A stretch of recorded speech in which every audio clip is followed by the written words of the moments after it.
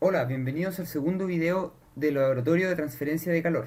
Mi nombre es Fernando Pabst y en esta ocasión hablaremos sobre la convección sobre placa plana. Los temas a tratar serán teoría, ecuaciones gobernantes, los tipos de convección, números adimensionales que fueron utilizados para obtener el H promedio. Luego explicaré el procedimiento del laboratorio para presentar los datos obtenidos, los resultados obtenidos y calculados y finalmente concluir.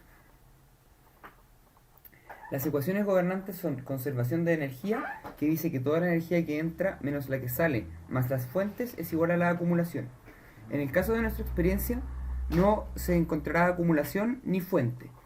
Solo habrá una temperatura determinada en el cuerpo que será entregada al ambiente mediante convección. Por lo tanto, la ley de enfriamiento de Newton es quien nos dirá la cantidad de calor que se transfiere al ambiente. Y está dado por Q punto, igual el coeficiente de convección por el área superficial a través de la cual pasa el calor por la temperatura de la superficie o del cuerpo menos la temperatura del ambiente. En esta imagen podemos observar tres tipos de transferencia de calor. En la primera de arriba se observa solamente conducción, donde el calor del cuerpo rosado es transmitido por conducción hacia el aire. En este caso se asume que el aire no se está moviendo.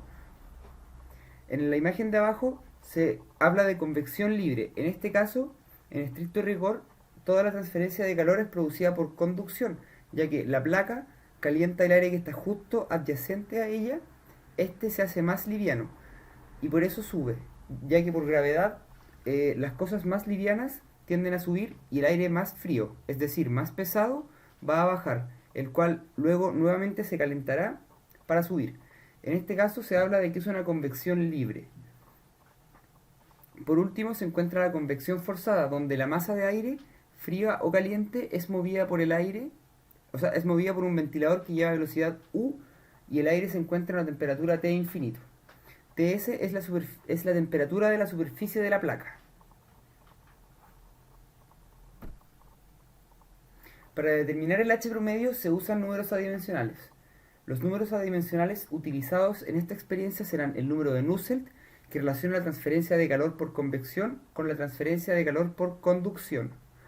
En esta expresión obtenemos el H promedio, el largo característico que corresponde al largo más importante que es utilizado para el cuerpo, y la constante de conducción térmica.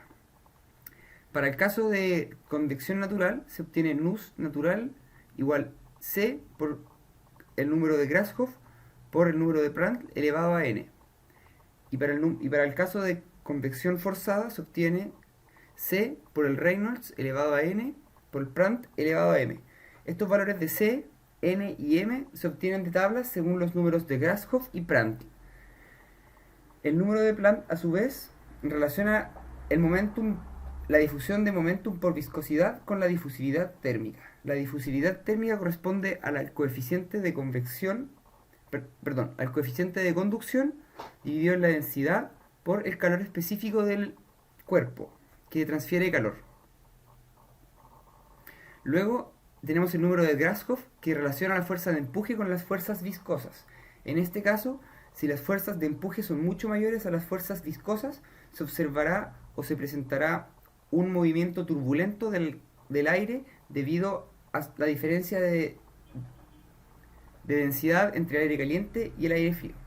Y por último, el número de Reynolds, que ha sido ampliamente utilizado en fluidos, que relaciona los esfuerzos inerciales con los esfuerzos viscosos. Cuando los esfuerzos inerciales son mayores que los esfuerzos viscosos, se presentan turbulencias en el aire. Para esta experiencia se usó un cubo de SAE 1020, el cual fue introducido en una caja aislada para solamente obtener convección a través de un área de 41.8 por 40,7 milímetros cuadrados. El cubo tiene una masa de 549 gramos. Como se ve en la primera imagen, el tubo es calentado en un mechero hasta alcanzar una temperatura aproximada de 70 grados. Una vez calentado o alcanzada esta temperatura, el cubo es ubicado dentro de la caja aislada. El termómetro es puesto dentro del cubo y dentro de la caja hasta que la temperatura dentro del cubo se estabiliza. Una vez que que la temperatura se estabiliza, se abre la tapa y se mide la temperatura y se toman mediciones cada 2 minutos para convección natural. Después de realizadas estas mediciones, el cubo vuelve a ser calentado, se espera hasta que la temperatura se estabilice y por último se realizan mediciones de la temperatura bajo convección forzada, esta vez siendo el aire movido por un ventilador. Las mediciones de convección forzada se tomarán cada 1 minuto. A continuación se presentan los datos obtenidos. En esta tabla se pueden observar las temperaturas para convección natural. Estas temperaturas fueron medidas cada 2 minutos, mientras que las temperaturas para convección forzada fueron medidas cada 1 minuto. Se observa que la temperatura bajo convección forzada disminuye más rápido, ya que en tan solo 10 minutos se alcanza una temperatura menor que en la convección natural pasado 20 minutos. Para la convección forzada, el ventilador mueve el aire a una velocidad promedio de 3,34 metros por segundo. Luego se grafican estas temperaturas para ver cómo es el comportamiento de la temperatura en función del tiempo. Claramente se observa que en la convección forzada la temperatura disminuye a mayor razón que en la convección natural, ambos de todas maneras presentando un carácter exponencial negativo. Lo que nos interesa a nosotros es determinar el coeficiente de convección promedio, H. Para esto utilizaremos el número de Nusselt para convección natural y la constante 0,54 y 1/4. El número RA corresponde al número de Grashof por el número de Prandtl. Para el número de Nusselt para convección forzada se utilizan las constantes 0,332 y 0,5 y 0,33. Estos números son obtenidos dado los números de Grashof y los números de Prandtl. Estos se reemplazan en la ecuación de Nusselt y se obtiene el valor H para cada medición.